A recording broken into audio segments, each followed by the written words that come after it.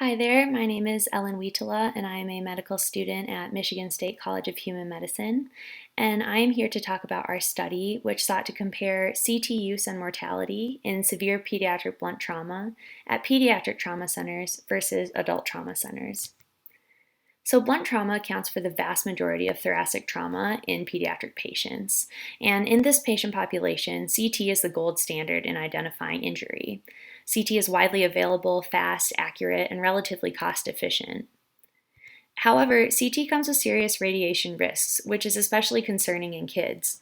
For instance, one chest CT in a 5-year-old is equivalent to about 150 chest x-rays.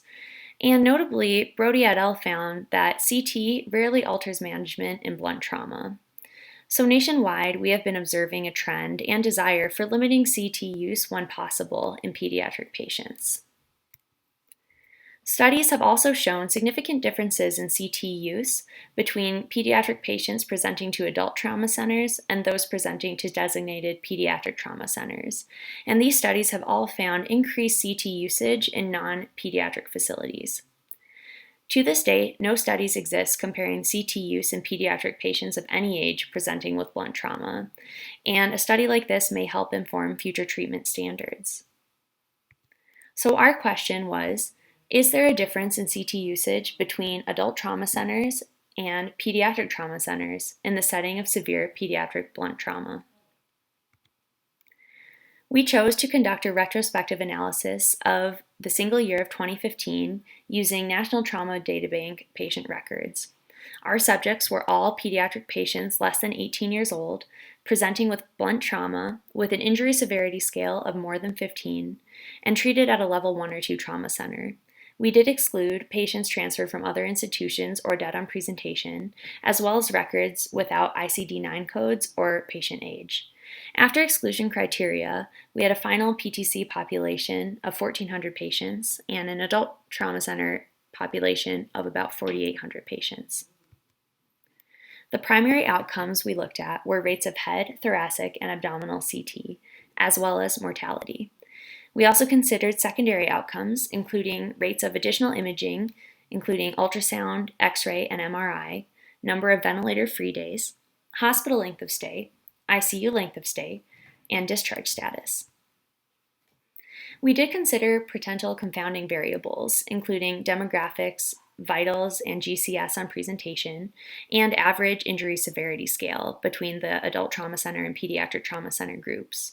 And because of this, we propensity matched our data for age, gender, race, and GCS. So getting into our results. This is a graph showing rates of abdomen, thoracic, head, and other CT between pediatric trauma centers in green and adult trauma centers in blue. And you can see on the left-hand side of your screen that abdominal and thoracic CT had significantly lower rates of use in patients treated at pediatric trauma centers. There was no significant difference in CT head, and in other CT, there was increased use at pediatric trauma centers. When we looked at other imaging modalities, we saw a different trend. You can see in this graph, the green bar is patients treated at pediatric trauma centers, and in X-ray of chest, pelvis, and abdomen, as well as MRI of the brain and spine, and cardiac ultrasound, we saw increased rates of use at pediatric trauma centers when compared to adult trauma centers. And then when we looked at outcomes, we did not find significant difference in most outcomes. So as you can see on the right-hand side of the screen, the p-values for mortality, hospital length of stay, and ventilator-free days were insignificant, showing no difference between PTC and ATC groups. When we looked at discharge to home from the ED, we saw an increased number of patients who were discharged at pediatric trauma centers compared to adult trauma centers, but this was the only statistically significant outcome we found. So starting our discussion, patients at pediatric trauma centers were less likely to receive thoracic and abdominal CT than those treated at adult trauma centers. We did not find a difference in head CT rates, and other anatomical sites, which is delineated poorly by the NTDB, were significantly higher at pediatric trauma centers. We did not find any significant difference in patient outcomes despite different rates of CT utilization, and this reinforces published literature, which has similarly shown decreased CT use and no change in outcomes in patients treated at pediatric trauma centers.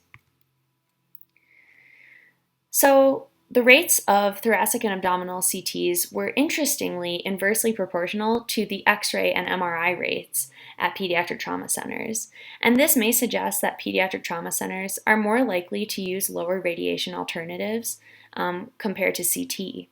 However, this is simply a trend we notice in our data, and additional studies should directly compare CT to X-ray utilization.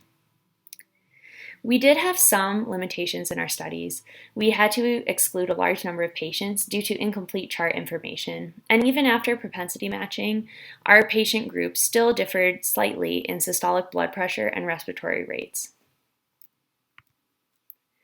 So in conclusion, our study suggests that blunt trauma patients treated at pediatric trauma centers are less likely to receive thoracic and abdominal CT than similar patients treated at adult trauma centers.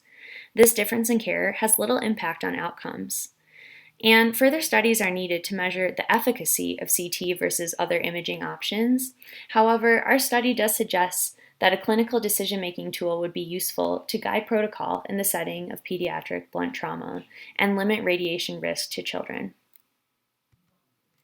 So thank you so much for listening to my talk. I'd like to thank Dr. Benner, Dr. Jones, and our statistician, Jesse Parker, as well as the Spectrum Health Department of Emergency Medicine for their support in our research. Thank you so much.